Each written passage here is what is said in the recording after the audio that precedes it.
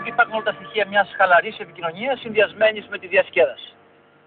Εκατομμύρια ανθρώπων σε όλο τον κόσμο επικοινωνούν εκμηδενίζοντας αποστάσεις αλλά και διαφορές. Μπορείς να επικοινωνήσεις με το φίλο σου στο διπλανό σπίτι, αλλά και με τον πρωθυπουργό της χώρας τον οποίο δεν γνωρίζεις. Ιδανική ηλεκτρονική κοινωνία? Ίσως όχι. Ίσως αυτή η ιδανικότητά της να είναι και αυτή η εικονική.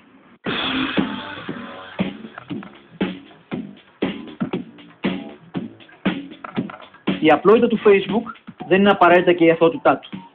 Στο Facebook μπορείς εύκολα να είσαι ο καθένας. Αλλά το χειρότερο, να είσαι άλλο από αυτό που είσαι. Ρωτήσαμε μερικές δεκάδες χρήστες γιατί έχουν σελίδα στο Facebook. Η απάντηση ήταν για να βρίσκουν παλιούς φίλους. Δοκιμάσαμε την ισχύ αυτής της απάντησης μέσα στο ίδιο το Facebook. Φτιάξαμε ένα προφίλ που παρουσίαζε έναν από τους ερευνητές της εκπομπής ως γυναίκα. Την νεαρή Μαρία Σόλων. Νέα, ωραία, με πολλά υποσχόμενο βλέμμα και κυρίως γραφόμενα. Η πρώτη της ανάρτηση στο wall του Facebook ήταν η ρίση «Δεν υπάρχουν πια άντρες». Γύρω από την προσωπικότητα της ψεύτικης Μαρίας, που κινήθηκε στο δικτυακό χώρο απλώς με υπονοούμενα και μοναξιά, συγκεντρώθηκαν λίγες μέρες πριν ολοκληρωθεί η εκπομπή πάνω από 600 επίδοξοι φίλοι. Στην πλειοψηφία άντρες.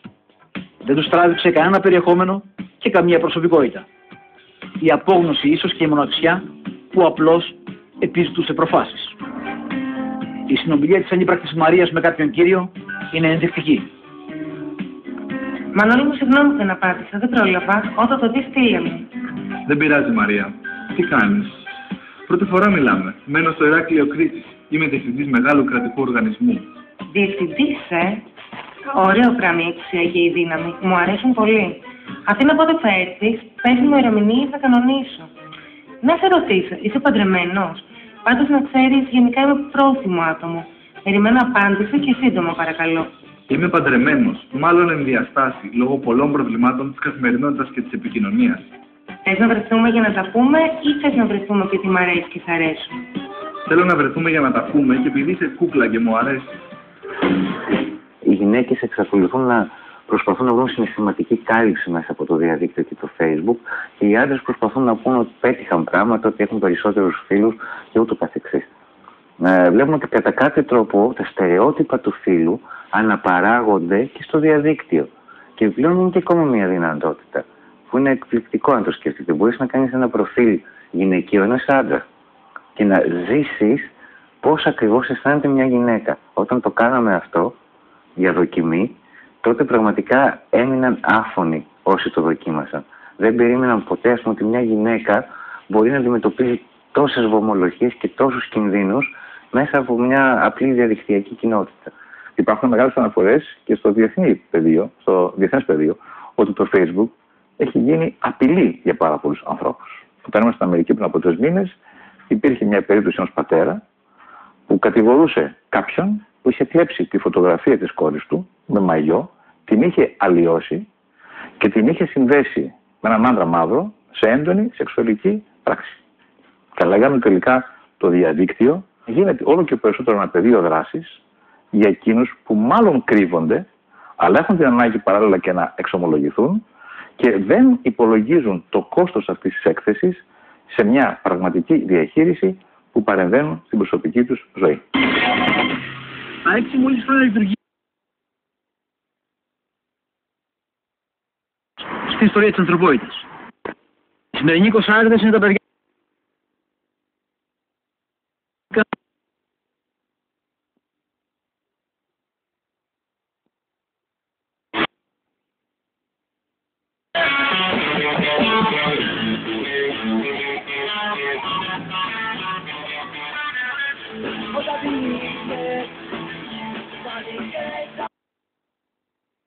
Έξι νεαροί παιδιά του διαδικτύου και μουσική. Με κοινωνική ζωή, δουλειά, αλλά και Facebook. Μεγάλωσαν μέσα σε αυτό.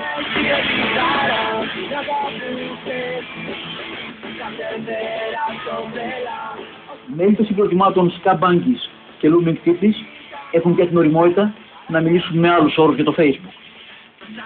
Έχω στάρω Facebook, αλλά Μπαίνω, βλέπω κανιά μαλακά. Βασικά χαίρομαι να κοιτάω τους άλλους τι κάνουνε. Βλέπω διάφορα καμένα. Αυτό το πράγμα είναι στην ουσία μια LED, μια οθόνη που έχει μπροστά σου. Λίγο άρρωστο είναι. Δεν είμαι που είμαι μπροστά στην οθόνη, ρε παιδί, μας κάνει και λίγο την πλάκα μου, ξέρω εγώ. Δηλαδή, ο άλλος φτιάχνει ένα προφίλ μέσα στο ίντερνετ, ας πούμε, και εσύ το βλέπεις. Τι, διαφωνείς σε κάτι, ότι αυτό το πράγμα δεν είναι πλήρης αποξένωσή σου από τον κόσμο. Όπως και τους υπόλοιπους που είναι μέσα. Εσύ δεν έχεις. Όχι, έχω. Μα το σχολιάζω παρόλα αυτά. Το έχω δεν σημαίνει ότι κάνω ό,τι κάνουν οι περισσότεροι. Μπαίνεις online και έχεις 60 άτομα online κατευθείαν, που σημαίνει ότι 60 άτομα που γνωρίζεις. Όχι, είναι μέσα στο σπίτι τους, αράζουν στο PC τους, δεν κάνουν τίποτα και ασχολούνται με το Facebook. 60 άτομα είναι στο Facebook και είναι μόνοι τους. Έχω την εντύπωση ότι είναι υπερεκτιμημένο το Facebook και γενικώς όλα αυτά τα sites. Δεν είναι τίποτα τόσο σημαντικό, απλά κωδικοποιείς τη ζωή σου και βάζεις μέσα πληροφορίες τις οποίες θα έλεγε στον άλλον με δύο λέξεις, άμα τα έβλεπες από κοντά. Βέβαια, όποιος θέλει να το κάνει, κατά τη γνώμη μου μπορεί να το κάνει. Απλά πρέπει να βάλεις όρια. Δεν μπορείς να πηγαίνεις και να μιλάς στον άλλο σαν να τον ξέρεις χρόνια από την πρώτη στιγμή, ούτε να αποκαλύψεις πράγματα για σένα. Όταν, ας πούμε, βλέπεις έναν άνθρωπο, μια κοπέλα 20 χρόνων για παράδειγμα, και έχει 350 φωτογραφίες και 500 φωτογραφίες μέσα εκεί το πράγμα.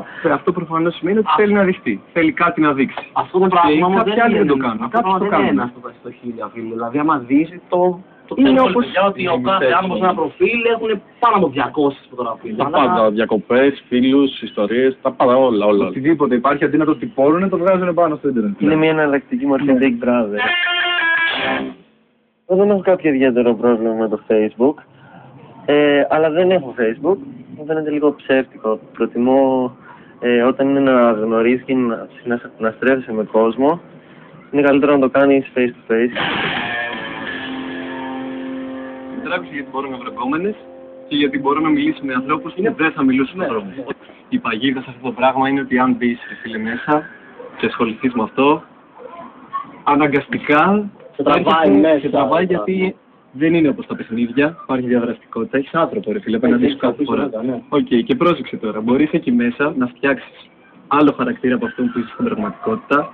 Μπορείς να διαλέγεις τι θες να είσαι με την πραγματικότητα. Αυτό δεν είναι ένα ψέμα. Δεν είναι ένα ψέμα στον εαυτό σου αρχικά. Όχι, όλα είναι θετικό και αρνητικό. Αυτό που την πατάς στο Facebook είναι ότι μπορεί να δεις τη φωτογραφία της, να σ' αρέσει, να κάνει και αυτή το ίδιο, στέλνεις. Γεια σου, τι κάνεις, καλά είμαι εσύ, πάμε για ένα καφέ. Και να βρεθείτε από κοντά και να είναι εντελώς ψέματα όλα όσα λέγατε. Έχω Facebook. Πολλοί κόσμος το χρησιμοποιεί και από τη στιγμή που το χρησιμοποιεί πολλοί κόσμος και εμείς σαν συγκρότημα θέλουμε να απευθυνθούμε στον πολλή κόσμο και να ζήσουμε από αυτό, καλός ή κακός πρέπει να χρησιμοποιήσουμε και αυτό το μέσο επικοινωνίας. Το ίντερνετ και ειδικά το Facebook είναι αρκετά σημαντικό. Είναι πάρα πολύ έξυπνο αυτό το υπάρχει που κάνει. Ναι, καλά, ισχύει. Γιατί άλλοι άνθρωποι δηλαδή. Όλος δεν φίλε από τη στιγμή που δεν τον βλέπεις τον άλλον και δεν μπορείς να καταλάβεις τις εκφράσεις του, πώς σε κοιτάει, το τι νιώθει. Δεν νομίζω ότι μπορείς να έχεις σχέση. Παίρνεις τηλέφωνο έναν φίλο, ας πούμε, ή πας και τον βρίσκεις και το λες, άμα είναι τόσο σημαντικό το οποίο πρέπει να το μάθουν 300 φίλοι σου στο Facebook.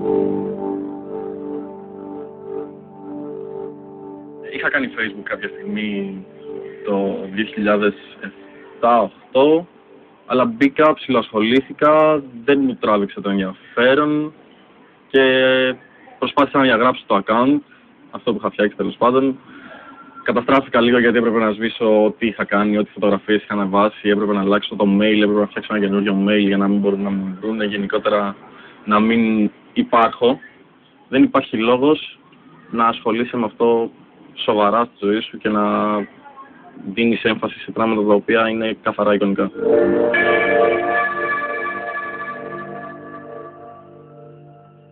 Όπως έχει παραδεχθεί και ο ιδρυτής του, στο Facebook δεν ξέρεις ποτέ αν μιλάς με ένα σκύλο ή με έναν άνθρωπο. Το θέμα βεβαίως δεν είναι οι εικονικοί χαρακτήρες και οι πλαστροπροσωπείες, όσο η εικονικότητα ως τρόπος ζωής και αποφόρτισης. Είσαι εργαζόμενος των 800 ευρώ, ζεις με τη μητέρα σου, δεν μπορείς να διαχειριστείς τον εαυτό σου. Το βράδυ βέβαια ανοίγεις το Facebook και παίρνεις την εκδίκησή σου. Γίνεσαι ξαφνικά in, cool και light. Την επόμενη μέρα βεβαίως παραμένεις το γρανάζ ενός συστήματος που χρησιμοποιείς την εικονικότητα για την αποφόρτισή σου, σαν βαλβίδα ασφαλείας. Το να ζει κάποιος σε έναν εικονικό κόσμο και να συμμετέχει σε έναν ιστότοπο κοινωνικής δικτύωσης του επιτρέπει να κάνει αυτό που ουσιαστικά θέλει ως άνθρωπος, να επικοινωνήσει. Η διαφορά είναι ότι το Facebook του δίνει τη δυνατότητα να το κάνει αυτό από την άνεση του σπιτιού του. Το Facebook είναι απλά ένα κομμάτι που δείχνει προς τα πού πηγαίνει το πράγμα. Το Twitter είναι ακόμα πιο δυνατό σε αυτό. Δηλαδή στο Twitter είναι απίστευτο το πώς στέλνουν μήνυμα κάθε μια ώρα. Update το τι κάνω. Τώρα κάθομαι, τώρα σηκώθηκα, τώρα πάω στο μπάνιο, πέτυχε. Τώρα τρώω. Τρώω φασολάκια. Δηλαδή το θεωρώ. Ξεκίνησε με το Big Brother και τελικά γουστάραν πάρα πολύ αυτό το Big Brotherismo της ζωής τους. Μπορούμε ανά πάσα στιγμή να ξέρουμε ουσιαστικά και να έχουμε πλήρη άποψη για τον καθένα μας. Δηλαδή, σου δίνει δυνατότητα να γράψεις αν είσαι παντρεμένος, αν ψάχνεις τι φίλο ψάχνεις, τι θέση πολιτική έχεις, τι θρησκευτική. Όσο πιο αφελής είναι κάποιος, τόσο πιο πολύ εκτίθενται. Το θέμα είναι πώς θα τον προστατεύσουμε. Η προστασία ανηλίκων χρηστών Facebook είναι ένα μεγάλο ζήτημα, αλλά δεν είναι νομίζω μόνο του Facebook και του ίντερνετ. Θεμιτό θα ήταν οι γονείς πλέον να μπορούν να έχουν τη γνώση για το πώς να μπλοκάρουν σερβερς, πώς να μπλοκάρουν στο σπίτι τους κάποια site, να μην μπορούν τα παιδιά να έχουν πρόσβαση στα πάντα. Τώρα είναι θέμα του καθένα ξεχωριστά, πόσο θέλει να εκθέσει το παιδί του ή όχι. Νομίζω ότι δεν μπορούμε να το ελέγξουμε αυτό. Αν υπάρχουν γονείς που θέλουν να είναι και ίδιοι στο Facebook για τα παιδιά τους και να έχουν όλοι από ένα κινητό και να είναι όλη μέρα σε μια διαρκή εικονική επαφή, εντάξει, τι να πω. No comment.